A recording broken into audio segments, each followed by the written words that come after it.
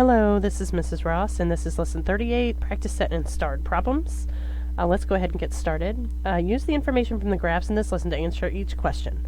So A says, how many more tires were sold in February than in January? So I have to read this graph, and let's see, each one of these circles represents 100 tires.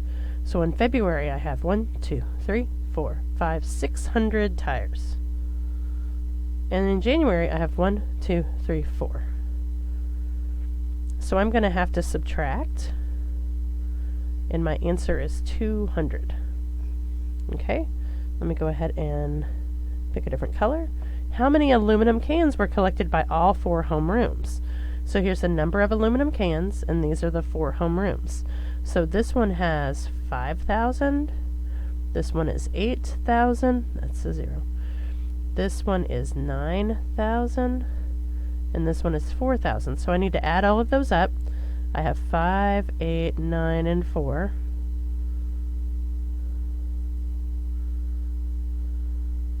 Okay, and that gives me 13, 17, 27,000, I think, but I don't trust myself. So 5 plus 9 plus 4. 26. See, I thought it was going to be 27. So good thing I double checked. Always should. Okay, so that's the answer to B. And then last one on this page, it says, which game was Paul's score lower than his score on the previous game? So here he had a 160. Here he had a 170, so that's not lower. Here he had a 180, not lower. This from here to here. So it would be game 4. All right, what fraction of Aisha's day is spent somewhere other than at home or at school? Okay, so the total is equal to 12 plus 4 plus 8, which equals 24 hours. So what fraction is spent somewhere other than home or school? So that's going to be elsewhere, 4 out of 24, and we're going to divide by 4 and get 1/8. Okay, for E, F, and G, choose an answer from the bar graph, line graph, or circle graph. Okay, so which type of graph best displays the relationships between parts of a whole? Which type of graph best displays change over time? This is going to be a line graph, and this is going to be a circle graph. And you kind of have to think of it, because this is going to be parts of a whole. That's supposed to be a circle graph. And then this is like how things change. And then for showing comparisons, we haven't used bar graph yet, so that's probably what that is. All right, starred problems. The ratio of walkers to joggers is equal to 3 to 7. What fraction of the athletes were walkers? Okay, so if I have a total of 10, out of those 10, I'm going to have 3 walkers. So that's what they're looking for. Okay, how many fewer cans were collected in by the students in room 18 than in the students in room 6? Boy, I just butchered that, but this is 4,000 and this is 9,000. It's between 8 and 10, so I'm going to subtract. Okay, and I get 5,000. That's going to be my answer on that one. If Paul scores 185 in game 7 from example 3, what will his average be? So we know that average is equal to the sum over how many. So if his game 7 is equal to 185, we are going to average 185. His game 6 is also 185. Game 5 is 180. Game 4 is 170, Game 3 is 175, Game 2 is 170, and Game 1 is 160. So you'll add these up, and then once you get the sum, you're going to divide by 7. Use the information from the graph in example 3 to write a problem about comparing, and this is the graph for example 3. So a problem about comparing is kind of like, how many more points did Paul score in game 3 compared to game 1. And you're not required to solve this, they just want you to write a problem.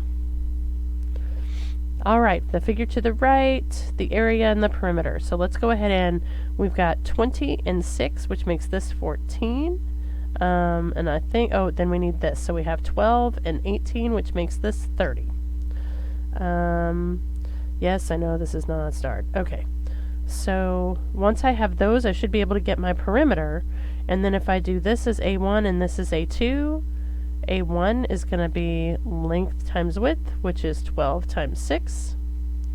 A2 is going to be length times width, which is 18 times 20. You're going to add those to get your total. So you still have some work to do on this one.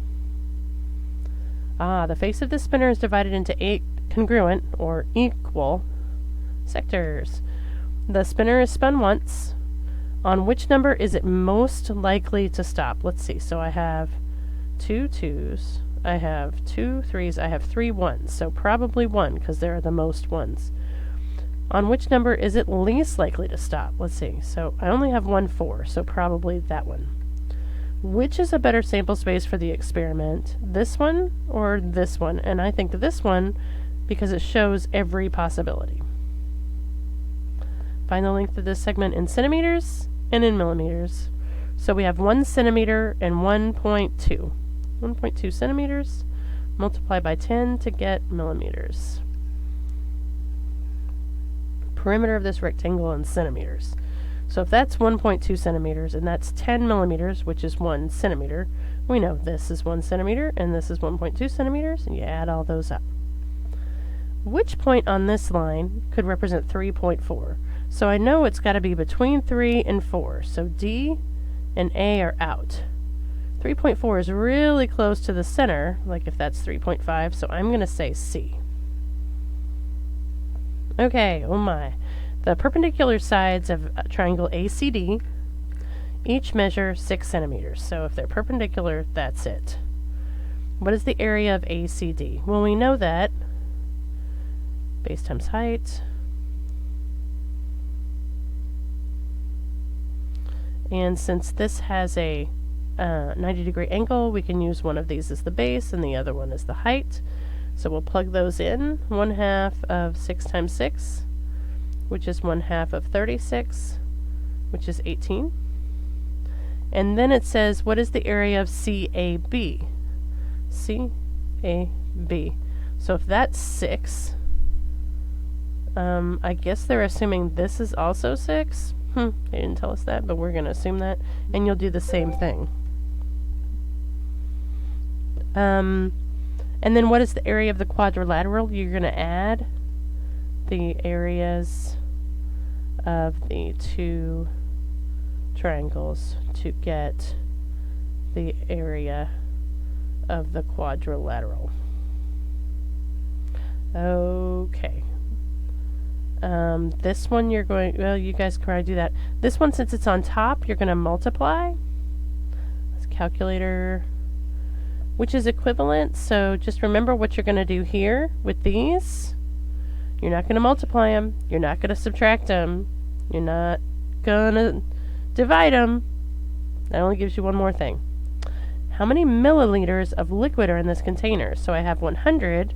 And then this is in 4s, so this is probably 125, 150, 175, 200. So I'd say 125. The amount of liquid in this container is how much less than a liter?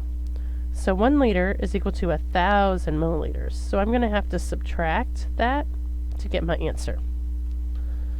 Alright, so we're setting these in order. It says 5 books on the bookshelf were in the order shown. Which 2 books need to be switched so they're arranged in order? So let's see. I think that this one and this one need to be switched, and then they will be in the proper order.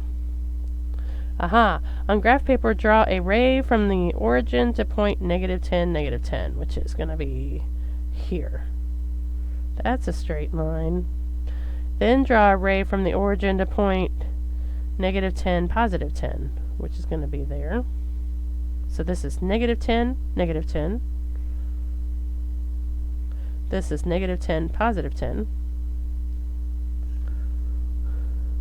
And then it says use a protractor to figure out this angle. So you'll line your protractor up. Actually, you'll line it up this way so that you can actually see it. And you'll write the measure on your paper. Let me change colors so I can show you. Your protractor will actually be this way. The little dot will be there. Your line will be here, and you can measure this way to get this angle. I hope that's helpful. Oh, and that's it. Please let me know if you have any questions.